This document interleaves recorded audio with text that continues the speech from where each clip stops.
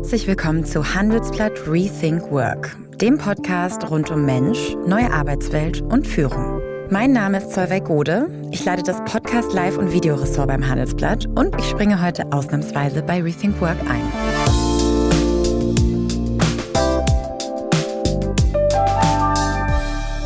Hallo und herzlich willkommen zu einer neuen Folge von Rethink Work. Das hier ist heute keine gewöhnliche Folge. Mich haben Sie in diesem Podcast noch nicht gehört. Wie gesagt, mein Name ist Solveig Gode. Ich leite beim Handelsblatt das Podcast, Live- und Videoressort.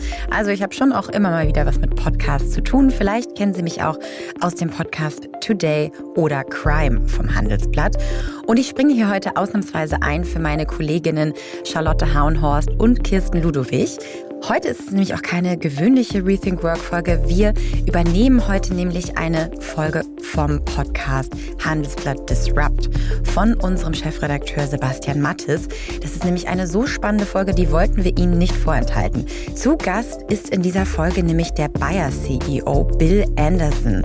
Der spricht da über die radikale Transformation im Konzern Bayer und er erklärt, wie er das Unternehmen durch den Abbau von Hierarchien und Bürokratie aus der Krise führen will. Viel Spaß mit dieser Folge. We don't just talk about customer centricity. Instead of starting with a piece of paper with an org chart on it, with me at the top and then, layers of people, instead of that, we start with a blank sheet of paper, we put the customer in the center, and then we design the organization around the customer. My starting point was to say, I don't believe the old system works, and I'm an advanced practitioner of the old system, okay? So if that's true, I got a real problem with myself. And the only way out of it is I basically have to get up every day and try to do my job, but tell the people I'm working with, hey, I don't have this all figured out, and I need your help. Hallo und herzlich willkommen zu einer neuen Ausgabe von Handelsblatt Disrupt, dem Podcast über neue Ideen, Disruption und die Zukunft der digitalen Welt. Mein Name ist Sebastian Matthes und ich begrüße Sie wie immer ganz herzlich aus unserem Podcaststudio hier in Düsseldorf. Sie haben gerade die Stimme von Bill Anderson gehört. Das ist der CEO von Bayer und seine wichtigste aktuelle Aufgabe ist der totale Umbau des Konzerns, um den Chemie- und Pharmariesen wieder profitabler zu machen. Und damit jetzt zu meinem Gespräch mit Bill Anderson, dem CEO von Bayer. Hi, Will. Good morning. Morning. 2 or 3 years ago, you would have come with a skateboard, right? Yeah, it's true. It's true. But it's a little wet today, All right. So where's the skateboard now? Well, the skateboard's in the garage. I've kind of retired from skateboarding. Why? Well, I had a little accident about 3 years ago this month, and I managed to break my femur in 4 pieces. And I wouldn't recommend that, by the way. It's not a good thing. But after that, it was a very intensive.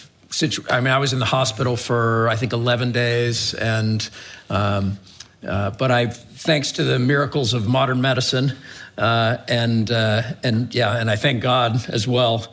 I got full recovery, and I started skateboarding again.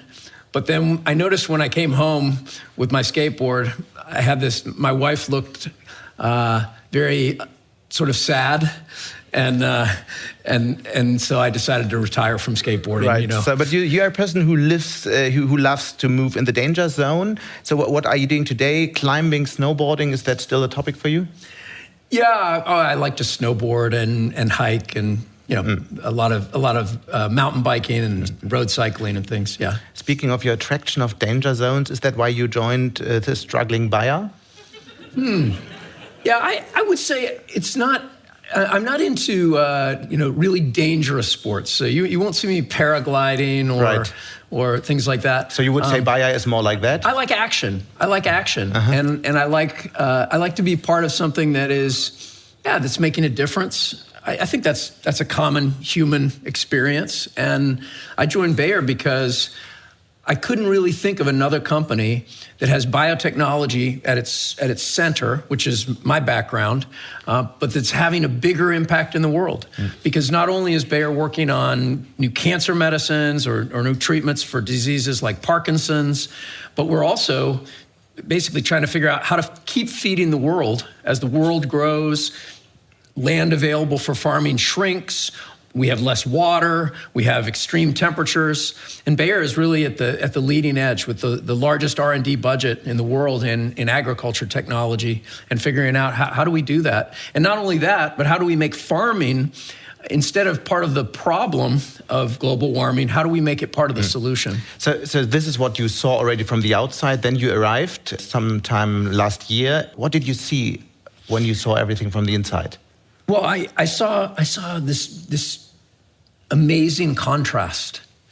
On the one hand, amazing people, super capabilities and knowledge in science, in biotechnology, in pharmaceutical development, in farming. At the same time, I saw just a lot of, frankly, just bureaucracy. And I know that's a big topic. It's a word that probably gets overused, to the point where nobody's quite sure what we're talking about. But just to be clear about it, it was very much a rules-based system. In fact, we had 1,362 pages of rules. I counted them. An actual book? Yes. Yeah. Actually, it wasn't, but you couldn't get it in a book. You had to kind of go find it. But there was 1,362 pages of rules governing basically how you do everything. And if there wasn't a rule for something, then the idea was, well, we ought to make one. And I have to say, I think that's all wrong. And by the way, I think we have a little bit of a culture of that in Europe, that there's a sense of, take artificial intelligence. We were just talking about it. I believe this should be governed by principles. In other words, you should look at outcomes. Yeah, if somebody uses artificial intelligence in a way that harms someone, then they have to be held accountable for that. But you don't actually have to have a rule about that, because there's already laws that punish people for harming people, right? And so it's sort of like this. If you have a new field like artificial intelligence, the question is nothing possible unless you have rules? Or is everything possible except doing wrong things? And I think you see this right now. The American companies are off to the races, basically doing everything that's possible, but needing to stay within the laws of what's good for people. Or we can be held back and say, no, we can't do anything until we have rules in place. And is that the main difference between Europe and the United States? I don't know if it's a main difference. And by the way, I say this as someone who's spent, how many years of my career? 13, 14 years of my career in Europe. And so, and by the way, I think there are deep flaws in the American system. Sure. So this is not a question of which is better. And ideally, we're all working towards a best system. And but I think that assumption that we need rules before we can do something is that's definitely a hindrance to progress. Whereas I would say, no, we need principles. Hey, you can't harm people. If you harm people, you're accountable. All right. Well, we have that, but you don't need to have a rule before you can do anything. Nach einer kurzen Unterbrechung geht es gleich weiter. Bleiben Sie dran. Für die DZ Bank ist Nachhaltigkeit keine Option, sondern eine Mission. Sie steht als Zentralbank der Volksbanken Raiffeisenbanken für eine verantwortungsbewusste, nachhaltige Wirtschaft. Sie begleitet Unternehmen bei der Transformation und auf dem Weg zu einer nachhaltigen Unternehmensstrategie. Gestalten Sie gemeinsam mit der DZ Bank die Zukunft. Nachhaltig und partnerschaftlich. Erfahren Sie mehr auf firmenkunden.dzbank.de. And then you arrived at Bayer, and what you're doing now is, I think it's fair to say, one of the biggest transformation, maybe the biggest revolution you see in any DAX companies right now. And it's after the principle of the dynamic shared ownership. This is how this concept is called. We are going to talk about this more in detail a bit later, but please share the 2 or 3 most important things we need to know to start with. Yeah, I think I'll put it the simplest way The simplest way is we are putting in place a whole new system for how work gets done, okay? And it features two prominent guidelines. One is that everything has to be organized around the mission. What does that mean? It means we don't just talk about customer centricity, okay? We start with instead of starting with a piece of paper with an org chart on it, with me at the top, and then, layers of people. Instead of that, we start with a blank sheet of paper, we put the customer in the center, and then we design the organization around the customer. We design the processes around the customer. Forget about that hierarchical org chart. That goes to the back of the room.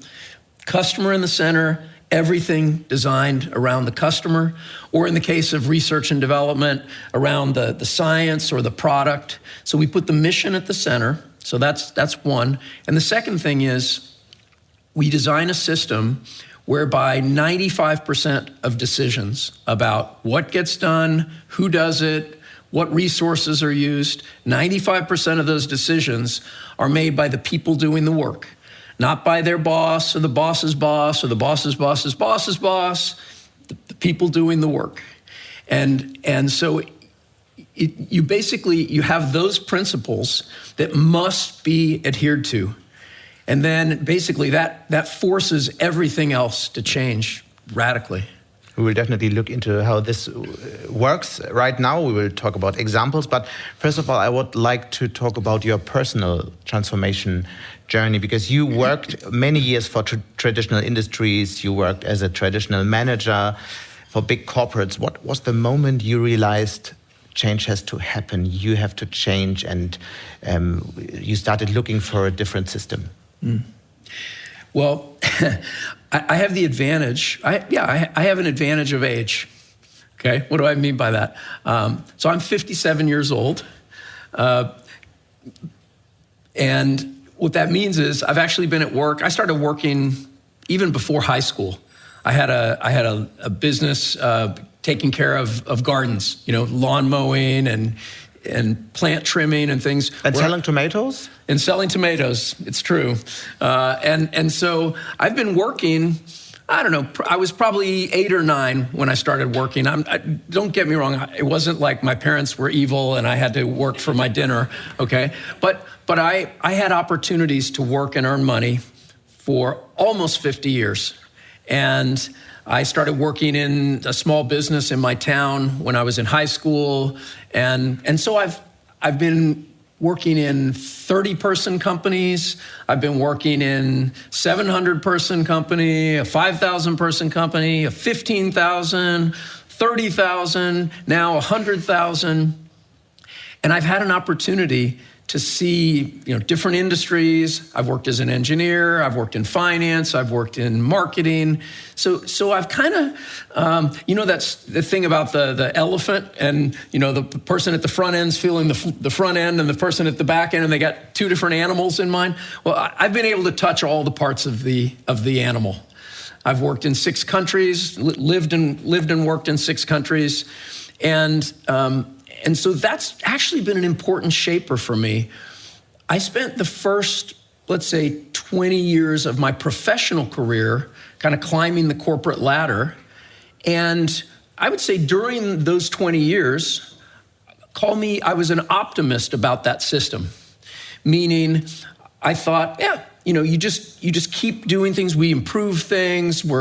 I noticed I was involved in many restructurings, and I was thinking, we're improving things, right? We're making the organization flatter. We're empowering people by putting decision-making lower in the organization. Have you heard of some of those things? Reducing bureaucracy. Reducing bureaucracy, okay? So I'm doing that for 20 years, and I get to, kind of 20 years in, and then I realize, wait, this is like a treadmill. Was there a certain moment where you realized that? Yeah. There was a certain moment. Let's talk about that. I was the newly appointed CEO of Genentech, and Genentech was the world's first biotech company, an amazing company. Went from nothing to the number one pharmaceutical company in America by sales in 40 years, past everybody else, all the big names. And so, I was named CEO about 2 years before we hit number one in sales. And I thought, wow, this is going to be great. Great company, great legacy. And I started going around asking people, hey, what would you like to see? What's working well? What's not working so well? And basically people told me, hey, we love the culture, we love the science focus, we love the mission, but I can't get anything done. Can you fix that? So then I thought, well, I'll talk to managers, see what they say. They said the same thing. Of all the things they love, I can't get anything done. Can you fix that?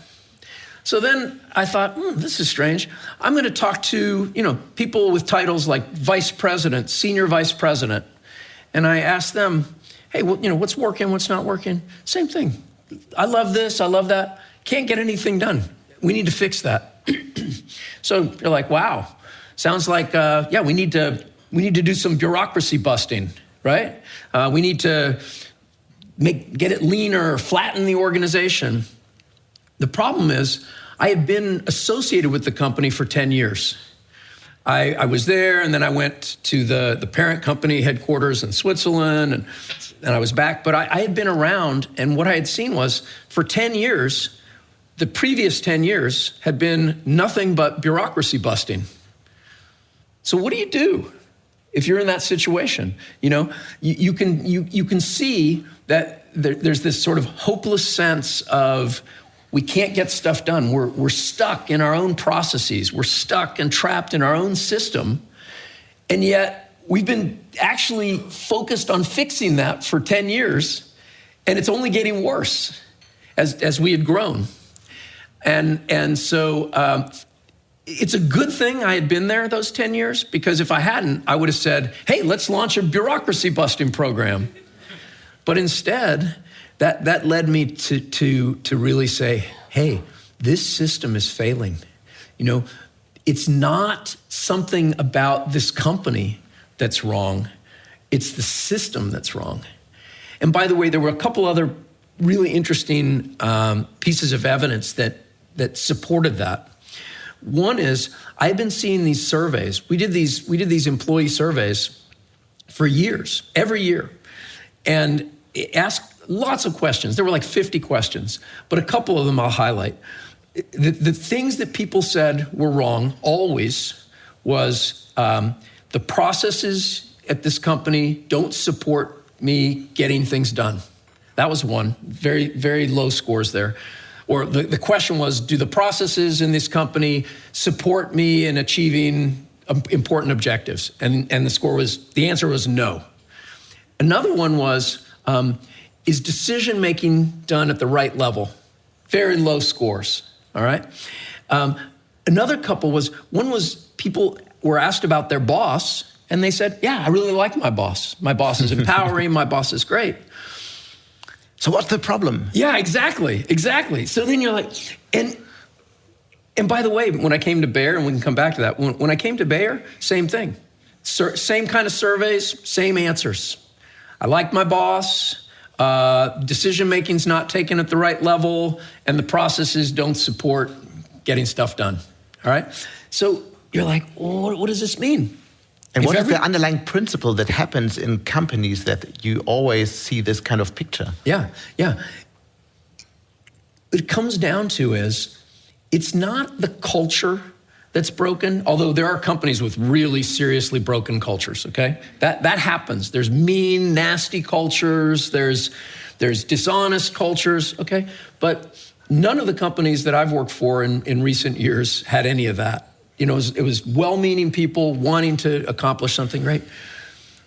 In the end, what I concluded was, it's actually the very nature of the organization, the way things are done, with 10 layers of hierarchy, with annual budget processes and these targets and KPIs, the whole kind of hierarchical annual cycle, that is the beast.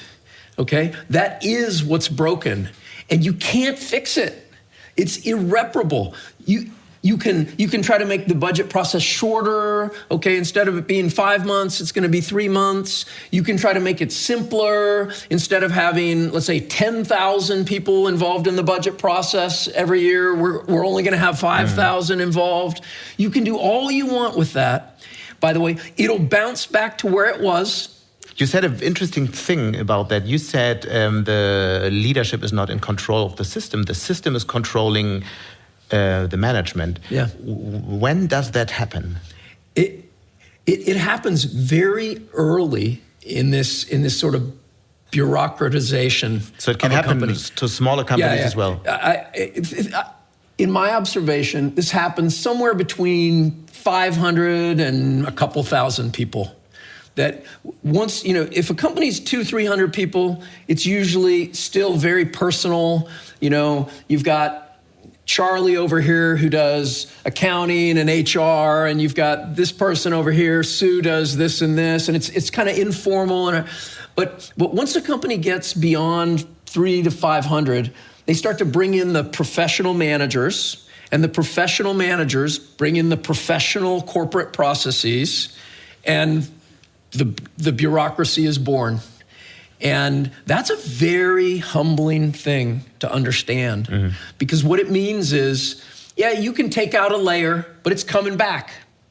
But by the way, why is it, if you take any large company that's doing a restructuring program today, you will find they were doing a restructuring program 5 years ago, and 5 years before that, and 5 years before that. They were taking out a layer. They were taking out a layer. By the way, you'll have a company that had 7 layers 10 years ago. Now they have 9 layers, and they've had 3 restructuring programs in between where they took out layers.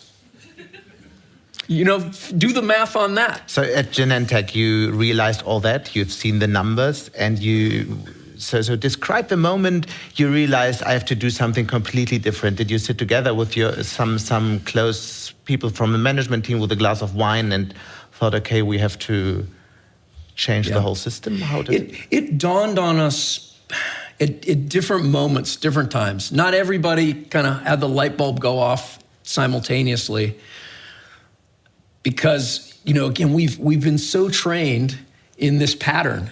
Like, this is how you organize, and these restructurings, like taking out a layer, that's progress, and so it dies hard.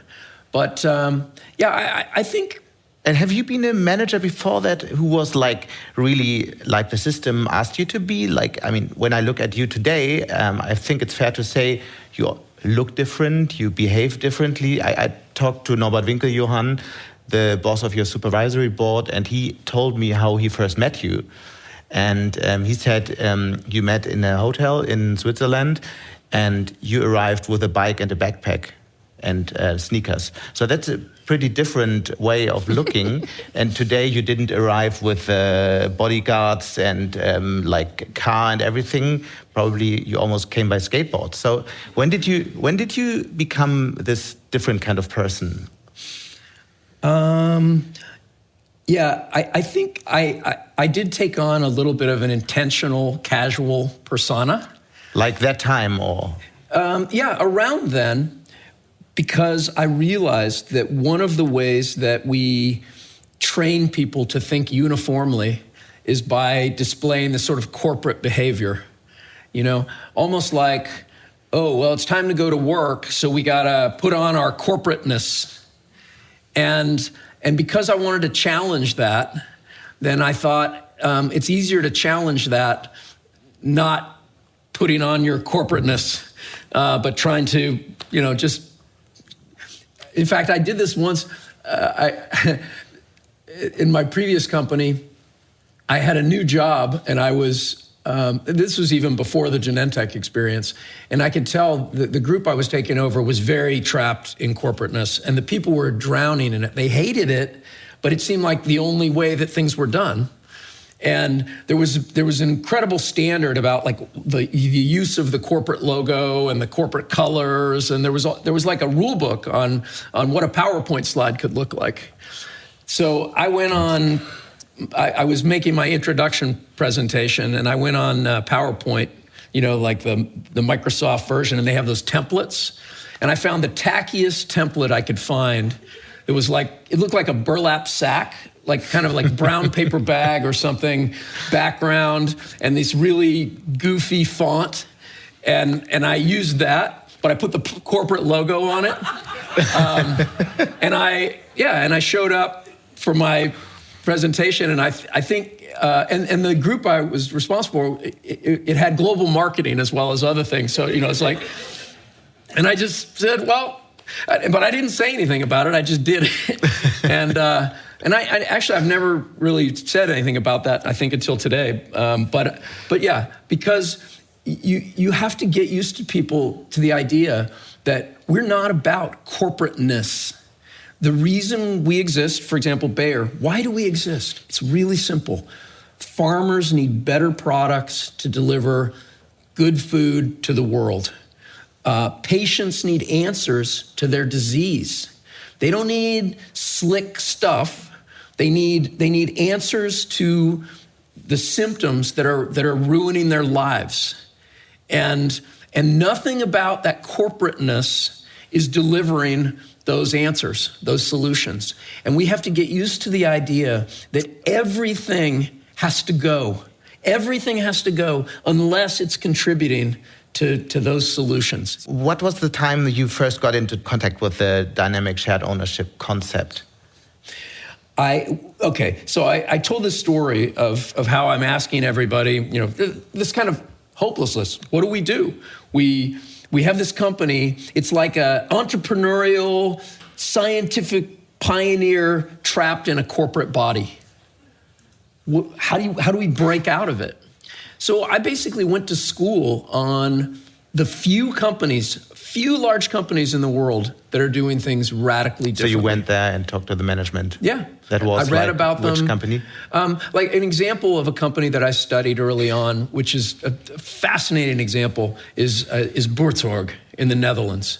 Okay, this is a company with 16,000 employees and 2 managers. Okay, so if you haven't heard of that before, think about that a minute. And it's like, so how does that work? So when it's time to hire someone, who does that? In a normal company, a manager decides.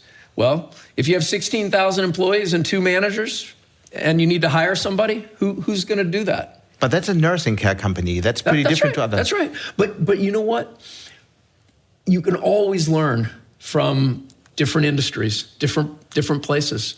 If they can manage 16,000 people with 2 managers, then what does that mean for a company where where you have, 10,000 employees and you have 3,000 managers?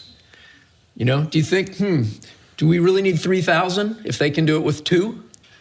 And that's a very tough question. So yeah, it really started with that. There was a handful of these companies. Hire, Decathlon, Nucor Steel in the U.S., Morningstar, which is a food processing company in California. These were companies that basically were doing what I said at the beginning.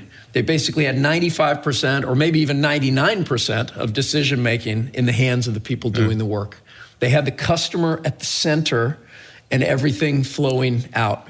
And so the work essentially was to figure out, okay, how do you do that at a life science company that's regulated by the FDA and the EPA? And so that's basically what dynamic shared ownership is the answer to that question. It's a system for creating, following those principles, but in a complex global life science company. You talked a lot about taking out management layers. Many executives learned that they should not have more than 9 direct reports. So what is wrong about that? Because this doesn't work when you cut out management layers. Yeah, it's true. So is that all wrong? It depends on what's your model, okay? And I know that sounds sort of geeky talking about models. The model would be that you have an environment where the people in your team can grow and can achieve what they want, and so you can't look after 58 people as a manager. Yeah. 99 out of 100 corporations in Germany, in America, in the world have a hierarchical model. If you have a hierarchical model, then managers probably should have no more than, 7, 8, 9, maybe 10 direct reports. Because in that model, the manager is the gatekeeper for budgets, the manager is the gatekeeper for priority setting and for, resource allocation. They're the gatekeeper for personal development and promotion, and they're the main responsible for things like performance management and and feedback. So, if you're doing all those things for 10 people, that's probably more than a full-time job. So we're not taking, by the way, this is what happens in hierarchical models. People cut out layers and they increase span of control. Notice the word control, okay? And they go from a span of control of 7 to a span of control of 9. 3 years later, they've got a span of control of 6. Why is that? Well, because if the manager is the gatekeeper on all those things, you can't really do it for 9 people consistently. The more seasoned managers maybe can do it for 9, but a new manager might only be able to handle 4 people. And so just to be clear, what we're doing at Bayer, we are not taking the old model and doing that losing experiment of trying to take the span of control from 7 to 9. We're not doing that at all. What we're doing is we're taking out the model. We're replacing it with a new model. And in that, we have a span of control of 7.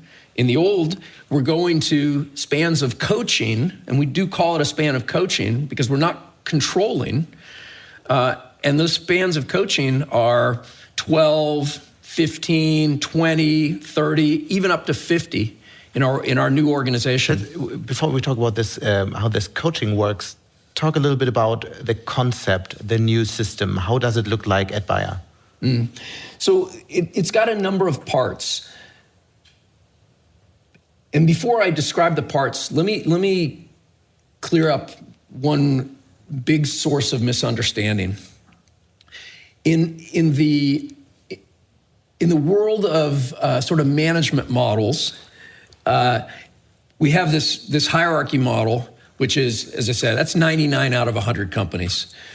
Then you've had companies experiment with something sort of called organic. And organic is kind of embodied by the statement, we hire great people and we turn them loose. Have you ever heard that? Anyone ever heard that? Yeah? Who thinks that works? Right, anyone? Yeah, no, it doesn't work. Because, there's a reason we have an organizing model in a company with 10,000 or 100,000 people. I mean, if you have 100,000 people in 80 countries with many different businesses, and you just say, hey, we just turn them loose, like that doesn't work. That's chaos and anarchy. So we're not doing that. I just want to be really clear. If you don't like a hierarchical model, you got to tear it out, but you got to replace it with something that's better. It's not just like a demolition project where you take out the hierarchy and then you're done. If that would be easy, and a lot of companies actually have tried that. They flirt with this organic thing, and they try to tear stuff out without replacing it with something better, and then it doesn't work very well. So then they end up back with the controls. So what we're doing is we're replacing the hierarchical model with a model. It starts, the first aspect is you put the mission element in the center. I think I described that, whether it's the customer or the product, the science, if you're in early research, that goes in the middle, and then things are organized around it. That's a part of it. Second part is a new leadership model. So for formal leaders, people who do have a job as a manager, as a boss, that their role, instead of being about command and control, their role becomes what we call VACC, and it's vision, architect, catalyst, and coach. All right. Vision. Can you explain from your story how you changed as a leader to become a person who can manage such a system? With great difficulty and some failures. Yeah. And a lot of feedback from the people I managed. So you come from this command and control culture? Yeah. My starting point was to say, I don't believe the old system works, and I'm an advanced practitioner of the old system. Okay? So if that's true, I got a real problem with myself. And the only way out of it is I basically have to get up every day and try to do my job, but tell the people I'm working with, hey, I don't have this all figured out, and I need your help. So please tell me, what am I doing that's helping you, and what am I doing that's getting in your way? And I'm going to change that. And reminding people of that frequently. I don't have to do that quite as often now, but I frequently do tell people, hey, understand, I'm going to give you input, but you have to decide which of my input is useful and which is garbage. And I don't expect you to do what I say. I expect you to do what you think is right. So let's make sure we all understand that you're accountable for doing what you think is right, not for following my instructions. And I say occasionally, very rarely, I might give you an instruction, but then I'll make it really clear. And I almost can't think of the last time I did one of those. It's very rare. And how would you describe the task of leadership at Bayer today in this new system? Yeah, so the leader needs to set a vision. And what does that mean? I don't mean some, magic, lofty words, but vision means, it could be, if I'm the leader for a project, vision could be working with the people on the project to say, hey, what do we want to achieve? How fast do we want to achieve it? What financial aspirations do we have? And then making sure that's clear, that everyone understands. We want to get this project done in the next, by 2028. We want it to have these attributes, and we want to work in a certain way, all right? Are we all agreed on this? Is it clear to everyone? Okay, that's vision. Architect is basically saying, am I setting up the system? Am I nurturing a system? System is the structures, the processes that has everyone focused on the mission and has the decision-making with the people doing the work. That's architect. Coach is what it sounds like. By the way, some of you that are managers, I was confused for many years because I was told great managers are coaches. And I actually never figured out what a coach was until I adopted this new system. Because always before, I was a manager. It's like, I'm controlling the resources, I'm ruling over the priorities.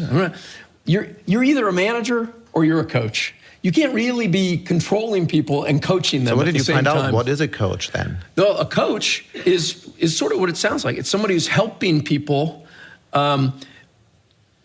improve, helping people grow, helping people learn, helping people navigate difficult situations with advice. But you don't give advice when you're controlling people. Like Sebastian, if I was your boss and I said, Sebastian, I need this report by tomorrow. Okay, that's not really coaching you. That's controlling. What do you need to get ready until tomorrow? Yeah, exactly. Okay. So what is the first question you ask people in this new coaching role? You ask them, hey, what's getting in your way? So you describe to replace the old system by a new system. Were you never scared to create an epic chaos in a company like Bayer? Let me come back to that, because I realized I didn't complete the model. We got the mission at the center. We got the VACC leader. There's a couple other things that are really important. The next really is that we create out of the organization You know, we have tens of thousands of people. We will end up with thousands of teams. And the teams, some of them are standing teams, and some of them are teams that will form for a period and then disperse. So you basically, you replace the org chart. We still have an org chart, by the way, but the org chart, it really goes to the back of the room. Nobody cares about the org chart in the new system. It's pretty wild how that works, because where the action is on the teams, and the whole company is in these teams. I'm in a team, and I can be in more than one team as well. And these teams have some common practices, okay? The teams are on 90-day cycles, okay? And the whole company is on the same 90-day cycle. And I'll think about that. Why is that important? You have 90-day cycles because you can have ideas, and it's kind of like a race, you know? Every 90 days, the team sets its priorities for the 90 days.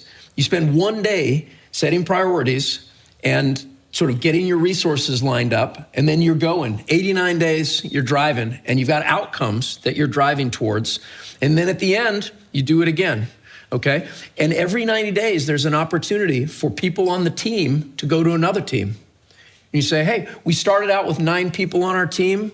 Now we're getting to a part of the project where we don't have as much work. So 3 of the people are going to go off and join other teams. That's why it's called dynamic shared ownership, because it's 90-day pulse, and every 90 days, and we found when we implemented this before, about 10 to 15% of people are moving at each 90-day interval. We have to talk about examples and how this works. Yeah. But again, let's talk about chaos. Yeah. Why is it? Yep. So it would be chaos. Well, I'll tell you, there's 2 answers to your question. You asked, was I scared about chaos? When I first started doing this, I was scared about chaos. And I had 2 things that reassured me. The first thing that reassured me was that while the people in our company are great, and in my former company, people were great, so I had confidence that they would figure things out to make sure that vital priorities were met for customers, for projects, because we don't hire animals. We hire people. I mean, responsible people, and they figure things out. We don't give them enough credit. But also, I realized the system's not that good. Do you know, and Sebastian, you've probably read some of these studies. There have been studies done for like 50 years trying to estimate in large companies what proportion of the potential is captured.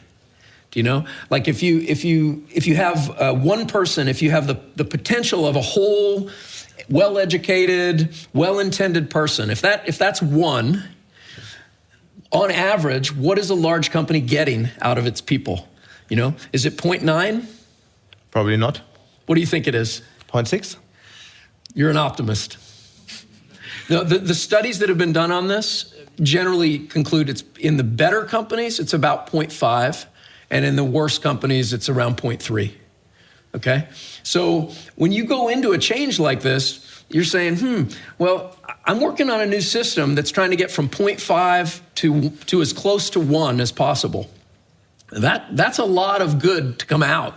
So if I'm disrupting things a bit, I'm not going to worry about that too much because, frankly, the old system sucks. Okay, so it's not that good, and that helps. The other but nobody knows if the new system creates chaos. The reason I can be confident in that is because we weren't just tearing something out. We're putting a new system in. Mm-hmm.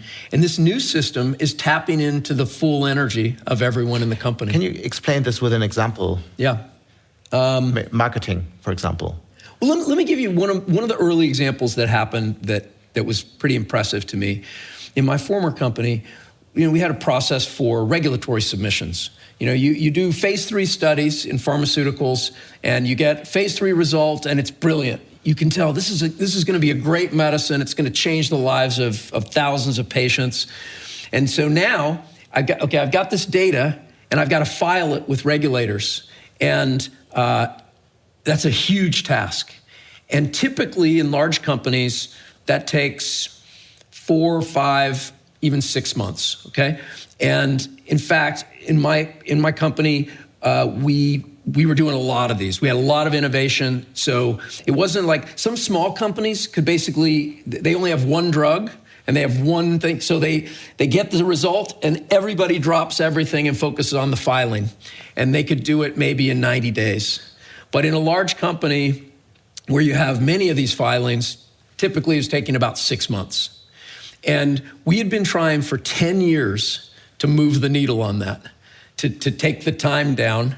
And we had multiple project teams working on this to try to get the time down, and we never moved the needle. Because every time we made a gain, there was some new requirement, some new regulatory requirement that actually made it harder. And when we implemented the system, we basically empowered a team, and we said, look, you can cut through all the layers, whatever it takes to get this done. And they actually managed to drive it down to 90 days in a period of about a year. But it was putting the power with the people doing the work.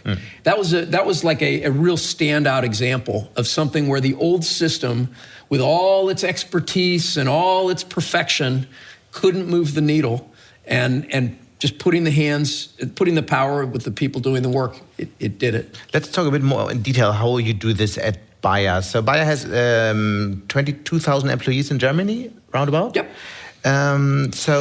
How many managers will have to go in total? Is it like 30%? Like 5,000? Is that a I don't know. number? I don't know.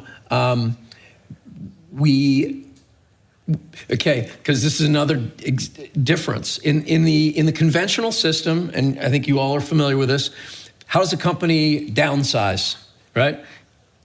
They pick a number. We need 10%.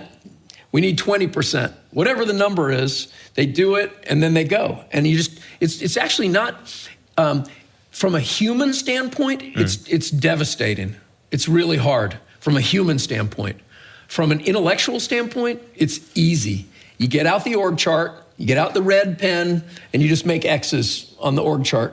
It's a numbers exercise. 20%, that's 1 out of 5. Okay, which 1 out of 5 boxes am I crossing out? And in this approach that I'm talking about, you don't even look at an org chart. You start with, as I said, we're gonna put the customer here or the product here, and we're gonna draw the org around it. And then when we've done that, we see what falls out. And what falls out is a lot of management layers. So we will go in many places.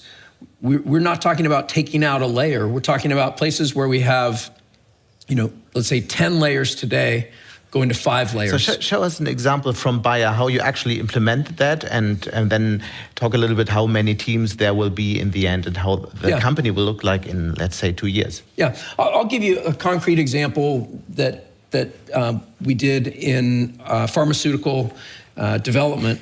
This is one of the groups in one of the therapy areas, and they had 20 people. There was a manager, and then there were like a director, and then 4 managers, and then 15 direct reports. And I picked this one because it's just mathematically it's simple. Okay, so you got a director, 4 managers, and 15 kind of workers. In this case, these are like MD, PhDs. So, but and by the way, that's a typical setup. And so they got together and they spent a couple days talking about the new system, learning about it. How does it work? How do the processes work? How do you handle questions like personnel, things like feedback and performance and hiring, and how do you do all this in the new system?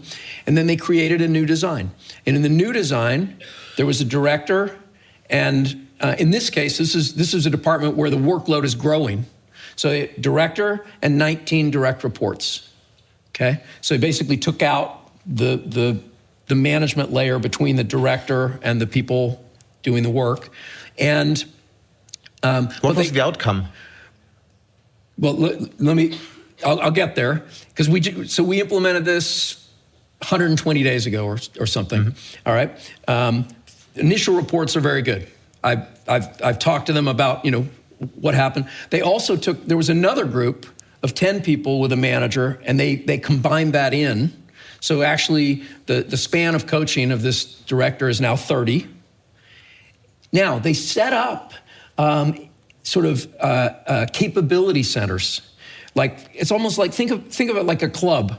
If you're interested in clinical trial design, then you can be in the clinical trial design club. And if you're interested in, the latest scientific discoveries in this field, then there's a group for that. This is how it's done. And so you have people that have expertise that are part of that group. It's not like the expertise goes away, but you don't have all these management layers. And so the teams that are doing the work, so all these people are part of teams. The teams are making the decisions now. And they're making the management work. Yeah.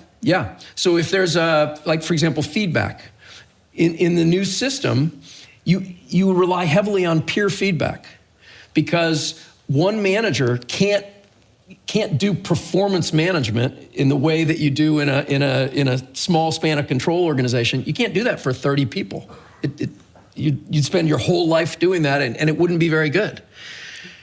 It turns out you're tapping into some, again, we're debunking all the myths around hierarchy, okay? So for example, may I take a poll? If you all are working in, environments with managers and things, who do you think has a better view on the quality of your work? Your peers that you're working with, or your manager? So show me your hand if you think your peers have a better, more closer view. Yeah. And then how about who thinks their manager has a better view? Nach einer kurzen Unterbrechung geht es gleich weiter. Bleiben Sie dran. Für die DZ Bank ist Nachhaltigkeit keine Option, sondern eine Mission. Sie steht als Zentralbank der Volksbanken Raiffeisenbanken für eine verantwortungsbewusste, nachhaltige Wirtschaft. Sie begleitet Unternehmen bei der Transformation und auf dem Weg zu einer nachhaltigen Unternehmensstrategie. Gestalten Sie gemeinsam mit der DZ Bank die Zukunft. Nachhaltig und partnerschaftlich. Erfahren Sie mehr auf firmenkunden.dzbank.de. Okay, so for those of you who are watching the podcast, so basically we have, 100 plus people in the room, and we had 100 plus hands on peers and 0 hands on manager. And now, so then in a hierarchical organization, why is the manager responsible for the assessment of the person? It makes no sense. We all agree that our peers can have a clearer view, but we rely on the manager. So how does this feedback work? Do you have special tools or? Yeah.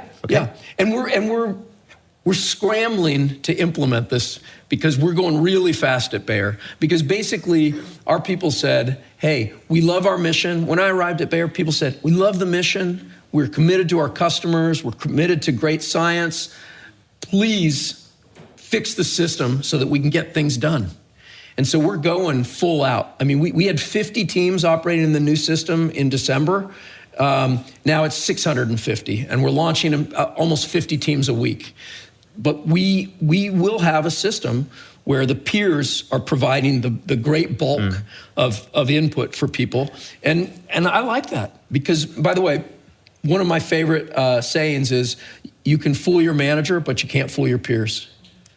And we're just saying, hey, if that's true, then why do we continue the insanity of acting like it's not true? Speaking of these numbers, how long does it take until this concept really shows results, actual results in numbers for shareholders, for example? Is that already happening? Will this happen in the next 6 months? Will this take 3 years? It'll happen fast. And so it happens fast in two ways. First off, you're taking out a bunch of non-value added stuff. And when you do that, you save expenses. Yeah. But more than that, you accelerate things radically. And, a couple examples. I mean, we had a team in consumer health. They were planning on launching a new product in, I think, Q2 of 2025. they were one of our so-called front runners. We set up some teams early on, even back in September, and just said, go. We want to have proof of concept within Bayer of how this can work. And one of these teams, they were supposed to launch in Q2 of 2025, this new product. They end up launching in Q1 of 2024. Okay? Well, you don't have to be a genius to figure out what impact that has in a business where a lot of the key driver is launching new units, new formulations. We had a situation in Asia where it had to do with our expansion of our contract manufacturing capabilities, basically getting more new products to new countries by expanding our network. And same kind of deal. Like they had a 2-year timeline, it became a 9-month timeline. And this is happening all over Bayer now. It all sounds so easy when you talk about it, but I'm sure there are huge problems. We hear, for example, that people are threatening that the model is threatening to overwhelm people, that people are scared, that younger talent doesn't know where they will end up in this whole system, in what direction their career will go, because all their managers who have taken care of them are gone now. So what are the biggest problems you look at right now? Yeah, I'd say the 2 biggest challenges when you're doing something like this, one is it's very frustrating for the people who are hearing about the new system but haven't had a chance to implement it yet. Because they're sitting there thinking, okay, well, this all sounds interesting, but how's this going to affect me? But some are just scared, right? Yeah, exactly. Because they're like, am I going to have a job? If I am, what is it? All right, that's a frustrating place to be. Yeah, what do you do that you don't lose all the young talent who get a job easily? Well, what we do is we tell them, hey, yes, there's going to be ambiguity. It's going to be frustrating for some weeks. But hey, we are implementing a new system that's all about making you have a better job. Because this is, by the way, the number one determinant. This was a breakthrough. You asked about breakthroughs in thinking. This was like 12 years ago. I read a study by a couple professors at Harvard Business School. They did a 25-year effort to look at what actually motivates people, what determines whether people stay in a job and whether they deliver a lot, whether they go the extra mile. What are the main determinants of that? And I'm thinking, oh yeah, it's things like incentive compensation, right? No. Incentive compensation was like way down the list. Maybe it's the boss, having a good boss. Turns out having a good boss is good, having a bad boss is bad. But that's actually not at the top of the list either. The number one determinant of whether people are happy, whether they stay in a job, and whether they give it their all, the number one determinant over time was, am I able to make important progress on something that valuable every day? If I come home from work every day feeling like, hey, I moved the needle on something that matters, that's a job where people stay. They stay through hard times and good times. They stay through good managers and not as good managers. That's the number one determinant. And that's what we're doing. How long will this changing the whole system take? You are now 1 year down the road. Will this take 3 years, 6 years? Never ending? So my first experience with this, I was in companies where we didn't have a roadmap. We only knew that we have a massive problem with this hierarchical bureaucracy, and we got to fix it. And so we experimented, and we did kind of mindset training, and we did a lot of stuff for a lot of years. At Bayer, we have a very aggressive target. When I arrived, I talked through this with the senior leaders and with our employee representatives. Let's not forget the employees, right? This is an employee-centered system. So there's no like, hey, we're going to do this, hope you employees will come along. It's not like that. This is. We started out with the conversations with our employee representatives, and by the way, before, they can still block the whole system, right? Well, they could, but they've been driving the charge. In fact, when I interviewed with our employee representatives on our supervisory board, I basically laid this out for them. Hey, this is what I'm about. So if this sounds good, let's work together. If it doesn't sound good, please don't hire me because it won't work very well. And they said, let's do this. And they've been absolutely engaged. They were like putting their summer vacations on hold last year and going to dynamic shared ownership workshops to learn the system to be able to make good decisions on behalf of the employees they represent. Hey, are we doing this? Okay, so you said you have very aggressive goals. So when will we really see results? Well, the results are happening already. In Q1, we were both able to announce some progress on some products and teams where we've implemented it.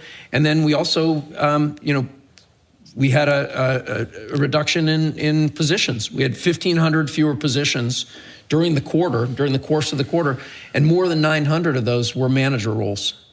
And so I don't like that kind of progress because in a good system, you shouldn't be having layoffs. The point of this system is to create a dynamic system that adapts and that changes with the external environment continually, whereas the hierarchical system is static and it waits until there's a crisis and then you have a layoff. But the supervisory board must have given you a certain time frame to get done with this job. How long is that?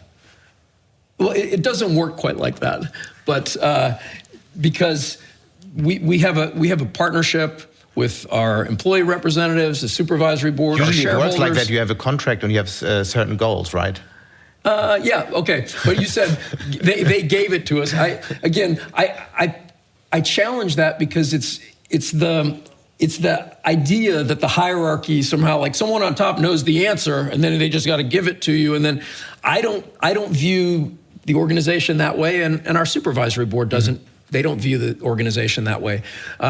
We've committed to shareholders that we're going to save $2 billion in operational costs in the year 2026, which basically means we have to have everything implemented to do that this year and next year. I'm extremely confident we will deliver that because I just see the pace of adoption is exceeding my expectations. It's remarkable. Do you think this mission will be done after 4 years, or is that something that will take longer? The mission isn't dynamic shared ownership.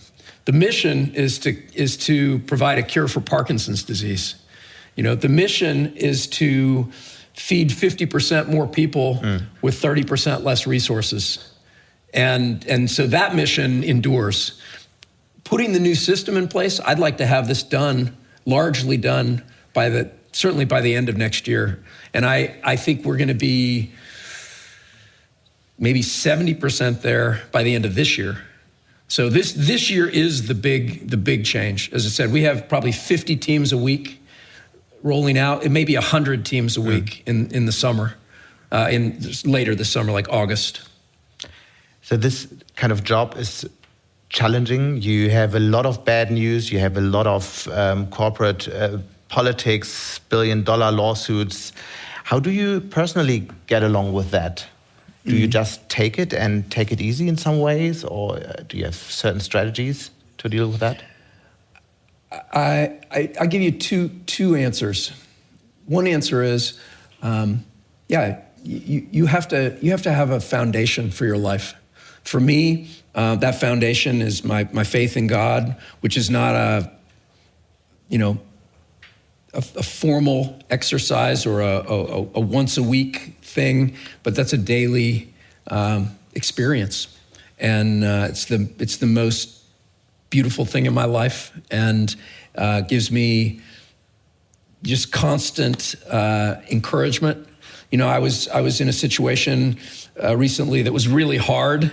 It was just one of those things where everything seemed bad, And I was reading in Corinthians that, for when I am weak, then I'm strong, and strong in God. And so that for me is a key for me to being able to do hard things, because I don't have to carry that burden alone.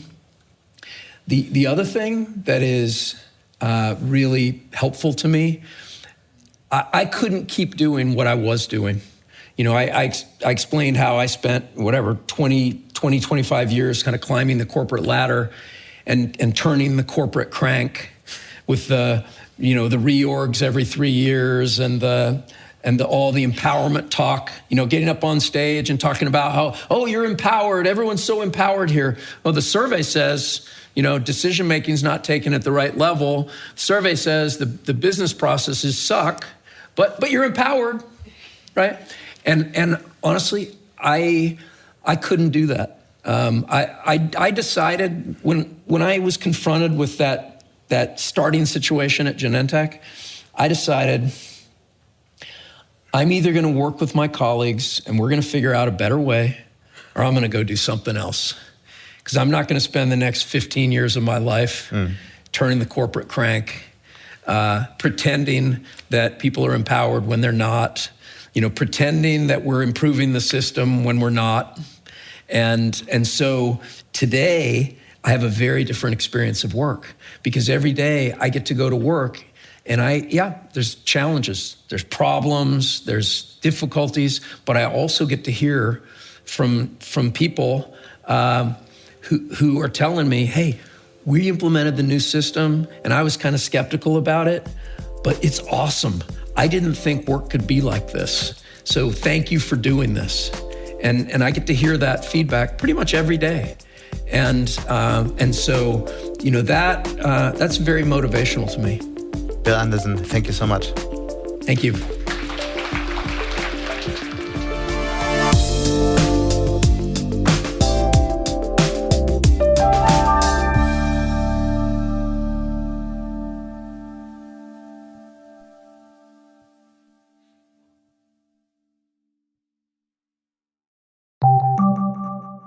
Für die DZ Bank ist Nachhaltigkeit keine Option, sondern eine Mission. Sie steht als Zentralbank der Volksbanken Raiffeisenbanken für eine verantwortungsbewusste, nachhaltige Wirtschaft. Sie begleitet Unternehmen bei der Transformation und auf dem Weg zu einer nachhaltigen Unternehmensstrategie. Gestalten Sie gemeinsam mit der DZ Bank die Zukunft. Nachhaltig und partnerschaftlich. Erfahren Sie mehr auf firmenkunden.dzbank.de.